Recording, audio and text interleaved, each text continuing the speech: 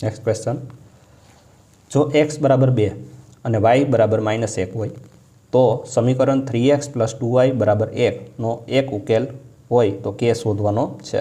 બરાબર, હવે પહેલાં તો સમીકરણ આપણને શું આપેલું છે તો કે 3x + 2y બરાબર k, આવું એક સમીકરણ તમને આપેલું છે। અહીંયા x ની કિંમત કેટલી છે 2 અને y ની કિંમત કેટલી આપેલી છે -1, તો આપણે અહીંયા x છે એની કિંમત આપણે કેટલી લેશું 2 અને y છે એની કિંમત કેટલી આપણે લેશું -1 બરાબર k।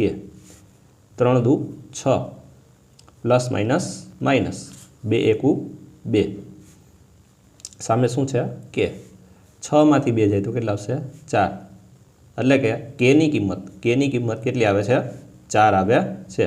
તો આપણો ફાઇનલ આન્સર k ની વેલ્યુ 4 આવે છે। ક્લિયર?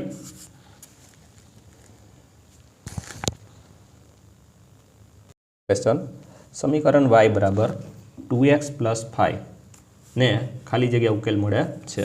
तो अहीं आपणे समीकरण शुं आपेलुं छे y बराबर 2x + 5। हवे दाखला थी कि अहीं आपणे x ની 0 કિંમત મૂકીએ, x ની 0 કિંમત મૂકીએ तो आपणे y કેટલા મળે 5 મળે। एवी रीते x ની 1 કિંમત મૂકીએ तो y કેટલા મળે આપણને 2 એકુ 2, 2 ને 5 7।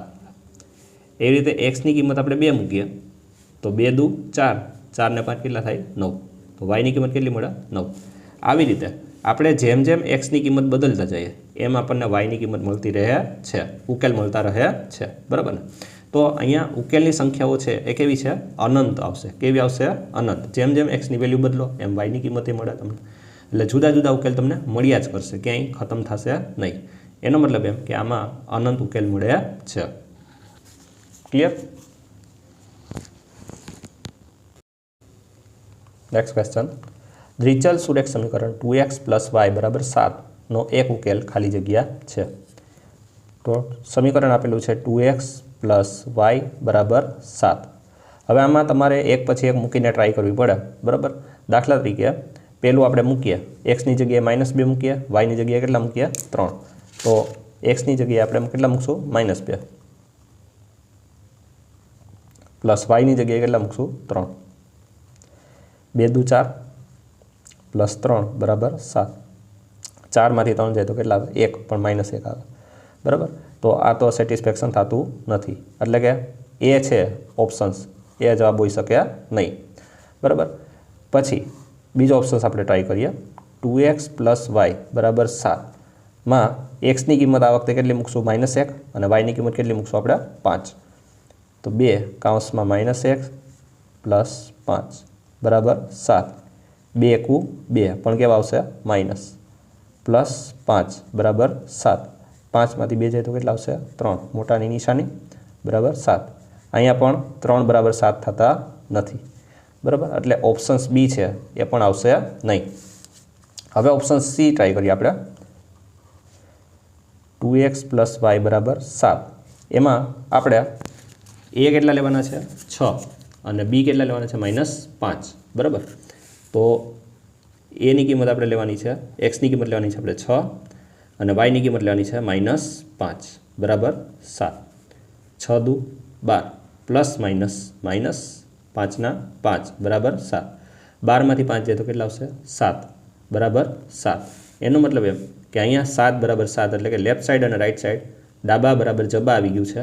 ક્લિયર? એનો મતલબ એમ કે आ जे समीकरण आपने आपेल है द्विचल सुरेख समीकरण एनो एक उकेल शुं होय छे 6 અને -5 होई शके। क्लियर? तो आपणो आंसर आवशे 6 - 5।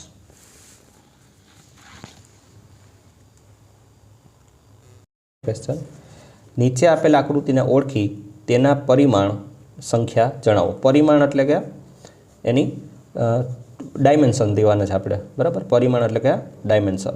बराबर, तो आ तमे जोशो आकृति तो 3D में है।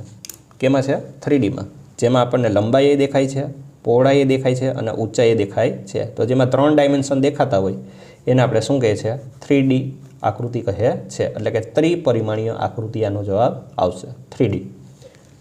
ક્લિયર? नेक्स्ट क्वेश्चन, सरखामां सरखुं उमेरीए તો સરવાળા સરખા રહે છે। આ સ્વયંસિદ્ધ સત્ય ખાલી જગ્યા ગણિતશાસ્ત્રીએ આપ્યું હતું। તો આ છે થિયરી બેસ્ડ ક્વેશ્ચન છે જે 9માના પાઠ્યપુસ્તકમાં છે। તો આ જે વિધાન છે એ કોણે આપેલું છે? યુક્લિડે આપેલું છે। યુક્લિડ નામના ગણિતશાસ્ત્રીએ આપેલું છે। નેક્સ્ટ ક્વેશ્ચન, વિધાન એ યુક્લિડે એલિમેન્ટને 13 પ્રકરણમાં વિભાજિત કર્યું। વિધાન બી યુક્લિડે એલિમેન્ટ્સને પુસ્તક 1માં 22 વ્યાખ્યાઓ આપી છે। હવે યુક્લિડે ચેપ્ટર છે 13 પ્રકરણમાં વિભાજિત કર્યું છે તો વિધાન સાચું જ છે, બરાબર। યુક્લિડે એલિમેન્ટના પ્રથમ પુસ્તકમાં 22 વ્યાખ્યાઓ આપી છે એ વિધાન ખોટું છે। એમાં વ્યાખ્યાઓ છે એ ટોટલ કેટલી આપેલી છે? 23 વ્યાખ્યાઓ આપેલી છે। એટલે પહેલું વિધાન સાચું છે અને બીજું વિધાન કેવું છે? ખોટું। તો આપણો જવાબ આવશે સી, વિધાન એ સાચું અને બી ખોટું। નેક્સ્ટ ક્વેશ્ચન, 120 અંશના પૂરક કોણના કોટિકોણનું માપ શોધો। 120નો પૂરક કોણ, હવે પૂરક કોણ આપણે જોતો હોય તો આપણે કેટલામાંથી બાદ કરવાનો? 180માંથી। અને કોટિકોણ જોતો હોય, કોટિકોણ, તો એને આપણે કેટલામાંથી બાદ કરવાનો? 90 અંશમાંથી બાદ કરવાનો છે, બરાબર। તો પહેલાં શું આપણને કીધેલું છે અહીંયા? 120નો પૂરક કોણ, તો 180માંથી આપણે 120 બાદ કરીએ એટલે આપણને 120નો પૂરક કોણ મળે। એ કેટલો મળશે? 60 અંશ મળશે। કેટલો મળશે? 60 અંશ। હવે જે મળે છે એનોય પાછો આપણે શું લેવાનું છે? કોટિકોણ। પૂરક કોણનો કોટિકોણ લેવાનો, તો પૂરક કોણ તો 60 આવ્યો, એનો આપણે કોટિકોણ, તો કોટિકોણ લેવા માટે 90માંથી આપણે કેટલા બાદ કરવા પડશે? 60 અંશ બાદ કરવા પડશે। તો 90માંથી 60 જાય તો કેટલા આવશે? 30 અંશ આવશે। એનો મતલબ એમ કે 120ના પૂરક કોણનો કોટિકોણ કેટલો થશે? 30 થશે। ક્લિયર? તો આપણો જવાબ આવશે 30। ક્વેશ્ચન, આપેલ આકૃતિમાં રેખા XY અને MN એ O બિંદુમાં છેદે છે। એટલે આપણે આ XY છે અને આ MN છે એ કયા બિંદુમાં છેદે છે? O બિંદુમાં છેદે છે। જો POY 90 હોય, POY કેટલો હોય? 90, A/B 2/3 હોય તો C નું માપ આપણે શોધવાનું છે, બરાબર। હવે અહીંયા જોવા જઈએ તો A/B 2/3 આપેલા છે, બરાબર। તો એને આપણે સમજી લઈએ 2x, એને આપણે સમજી લઈએ 2x અને બીને આપણે સમજી લઈએ 3x। એટલે અહીંયા કેટલા કરી દઈએ આપણે? 3x, બરાબર। હવે આ તમને એંગલ જે આપેલો છે એ કેટલો આપેલો છે? 90 અંશ આપેલો છે। આ 90 હોય તો આ પણ કેટલું હોય? 90 જ હોય, બરાબર। કારણ કે 90 ને 90 કેટલા થાય? 180, રેખિક જોડ, બરાબર। તો આપણે આ ત્રણેયનો સરવાળો કરીએ તો કેટલા થાય? 180 થવા જોઈએ। તો 3x + 2x + 90 બરાબર કેટલા થાય? 180, બરાબર। આ 90ને આપણે સામે મોકલી દઈએ। 3x + 2x એટલે કેટલા થઈ જશે? 5x, 180 - 90 એટલે 5x બરાબર કેટલા થશે? 90, એટલે કે x બરાબર કેટલા થશે? 90/5। 90ના 5 ભાગ કરો તો xની કિંમત આપણને કેટલી મળે? 18 અંશ મળે। કેટલી મળે? 18 અંશ મળે। હવે આપણે cની કિંમત ગોતવાની છે। કોની કિંમત ગોતવાની છે? c। હવે c તમે જોશો તો અભિકોણની જોડ બનાવે છે। શું બનાવે છે? અભિકોણની જોડ। કોની સાથે? તો જુઓ, આ એંગલ XY અને આ છે MN। આ શું છે? MN, બરાબર। આ XY અને આ છે MN। આપણે શું ગોતવાનું છે? c ની વેલ્યુ ગોતવાની છે। કોની ગોતવાની છે? c, બરાબર। તો c છે એ કઈ રીતે બને છે? તો c નો પડોશી કોણ છે? 90। c નો પડોશી કોણ છે? 90 + a, 90 + a। તો c એંગલ આપણને મળે એ કઈ રીતે મળે? 90 + a। a છે એ શું છે? 2x, એની કિંમત કેટલી છે બેટા? 2x। હવે જેમાં x કેટલા લેવાના છે? 18, x કેટલા લેવાના છે? 18। તો 18 દુ 36, 36માં 90 નાખો, 36માં 90 નાખો તો કેટલો આન્સર આવે? 126 આન્સર આવશે। એનો મતલબ એમ કે c ની કિંમત કેટલી થશે? 126 થશે। ક્લિયર?